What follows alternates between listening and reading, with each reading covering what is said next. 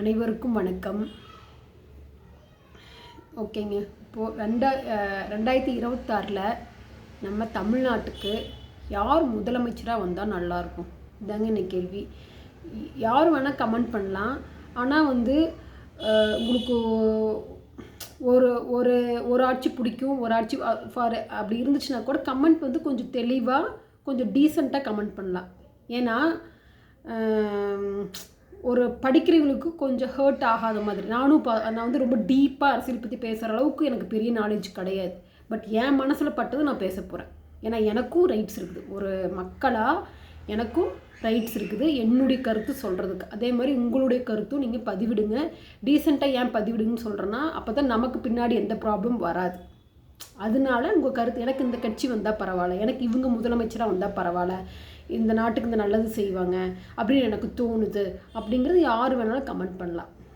Just நம்ம கமெண்ட்டில் next வீடியோவில் பார்க்கலாம். சப்போர்ட் யாருக்கு அதிகமாக இருக்கும், ஒவ்வொருத்தர் கமெண்ட் பண்ணியிருப்பாங்கள்ல, அதை பார்த்துட்டு நாமளே கொஞ்சம் கண்டுபிடிக்கலாம். மேபி இவங்க வர சான்சஸ் இருக்குது அப்படின்னு. அதுக்காக தான் நான் இதை பற்றி பேச போகிறேன். எனக்கு என்ன தோணுது அப்படின்னா, இப்போ நம்ம தமிழ்நாட்டை பொறுத்தவரையிலும் திமுக அதிமுக தான் மாற்றி மாற்றி வந்துட்டுருக்குறாங்க. மோஸ்ட்லி திமுக தான் இப்போ ஆட்சி இது பண்ணிகிட்ருக்குறாங்க. இவங்களே திரும்ப வந்தால் என்ன, புதுசாக யாராச்சும் வந்தால் மேபி நான் புதுசாக வரலுக்கு நான் அதுக்குன்னு விஜய் ஃபேன்லாம் கிடையாதுங்க. நான் என்ன சொல்ல வரேன், என்னுடைய கருத்து என்ன அப்படின்னு கேட்டால், புதுசாக ஒருத்தர் வரலுக்கு வாய்ப்பு கொடுக்கணும். மேபி கொடுத்தா தான் தெரியும் அவங்க எப்படி ஆட்சி பண்ணுறாங்க என்ன. அதனால விஜய்க்கு கொடுத்தா மேபி அவர் நல்லது பண்ணலாம், வாய்ப்பு இருக்குது, நல்லது பண்ணலாம், மக்களுக்கு சப்போர்ட் பண்ணலாம். ஸோ அதனால நான் தமிழக வெற்றி கழகம் விஜய்க்கு ஓட் போடலாம் அப்படிங்கிறது என்னுடைய கருத்து. நான் யாரையும் இதை பண்ணுங்கன்னு சொல்ல மாட்டேன். ஏன் நான் அப்படி சொல்கிறேன் அப்படின்னா, இப்போ ஒரு சிலர் என்ன நடிகர்லாம் வரலாமா, அப்படி பார்த்தா எம்ஜிஆரும் நடிகர் தான், அவர் எவ்வளவோ நல்லது பண்ணார். ஸோ இப்போ நம்ம இவர் எடுத்துக்கங்க, ஆக்சுவலி விஜயகாந்த், உண்மையாலுமே விஜயகாந்த் தான் நல்லது பண்ணியிருப்பார். ஆனால் என்ன சொல்கிறது, எல்லாம் அவரை போட்டு கீழே இறக்கி அவர் துடிச்சார். விஜயகாந்தில் உண்மையாலுமே சொல்கிற மக்களுக்கு அவர் வந்திருந்தால் ஒரு தடவை விஜயகாந்துக்கு வாய்ப்பு கொடுத்து முதலமைச்சர் ஆக்கியிருந்தால் கண்டிப்பாக அவர் மக்களுக்கு நல்லது செஞ்சுருப்பார். தங்கமான மனுஷன் விஜயகாந்த், அவ்வளோ தங்கம். அந்த பொக்கிஷத்தை நாம் இழந்துட்டோம். ஒரு தடவை கூட நம்ம விஜயகாந்துக்கு வாய்ப்பு கொடுக்கல. ஸோ யாருமே அப்படித்தான், நாமளே ஜட்ஜ் பண்ண முடியாது. Don't judge a book by its cover அப்படிங்கிற மாதிரி நம்ம ஒரு வாய்ப்பு கொடுத்தா தான் நமக்கு தெரியும். அதனால ஒரு டைம் வாய்ப்பு கொடுக்கலாம் அப்படின்னு எனக்கு தோணுது.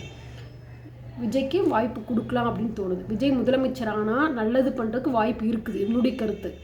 கொடுத்து பார்த்தது தெரியும். நம்ம திரும்ப திமுகக்கே ஓட் பண்ணிகிட்டே இருந்தோம்னா என்ன சொல்கிறது,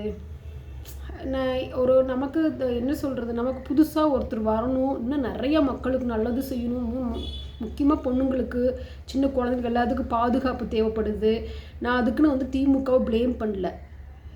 உடனே அவங்களாம் எனக்கு திட்டிடாதீங்க. என்னுடைய கருத்தில் புதுசாக அவர்களுக்கு வாய்ப்பு கொடுத்து பார்க்கலாம், இன்னும் கூட தமிழகம் வளர்ச்சி அடையலாம் அப்படிங்கிறத என்னுடைய கருத்து. அம்மா பார்த்திங்கன்னா, நான் அதிமுகவில் அம்மா பார்த்திங்கன்னா கடைசியிலும் ரொம்ப நல்லது பண்ண ஆரம்பித்தாங்க. அம்மா உணவகம் இந்த மாதிரி கடைசியில் அம்மா ஆட்சியில் நல்லா இருந்துச்சு. ஜேவை சொல்கிறேன். ஆனால் ஜேவை சசிகலாவே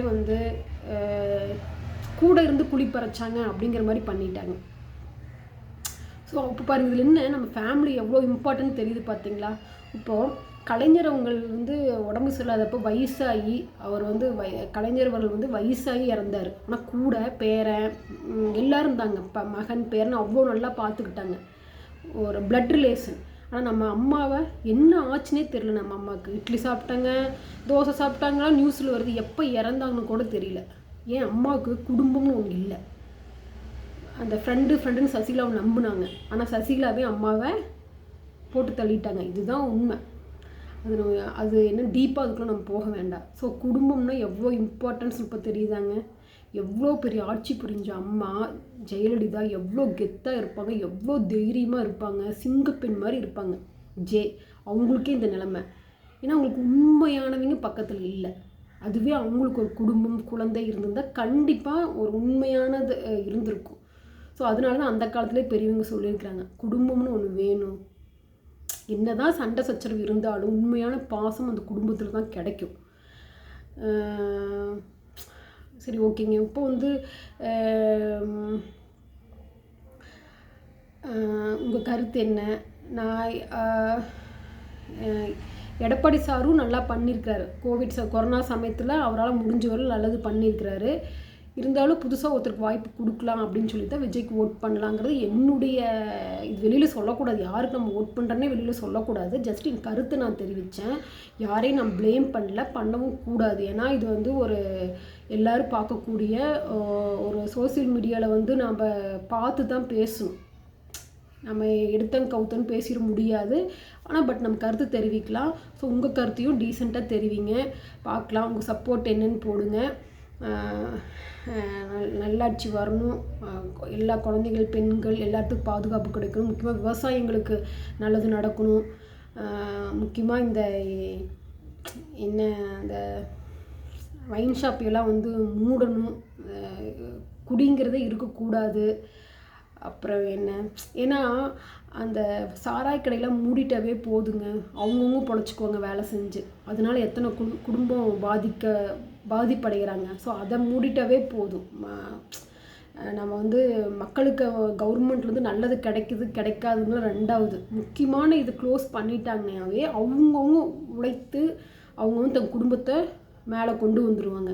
ஸோ இதனால் நிறையா பீப்புள்ஸ் வந்து அஃபெக்ட் ஆகிறாங்க.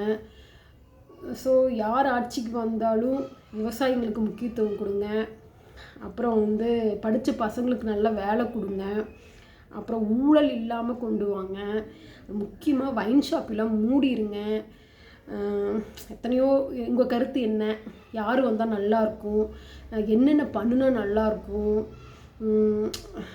அப்படி அதேமாதிரி நீட்டெல்லாம் எடுத்துகிட்டு, ஏன்னா ஏழை மக்களுக்கெல்லாம் வந்து இந்த மாதிரி வந்து தனி இன்ஸ்டியூஷன் போய் படிக்க முடியாது.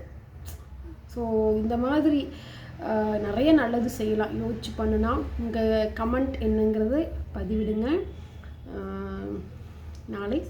நாளை இல்லை, நாளை மறுநாள் எல்லாம் மறுபடியும் சந்திக்கலாம். நன்றி, வணக்கம்.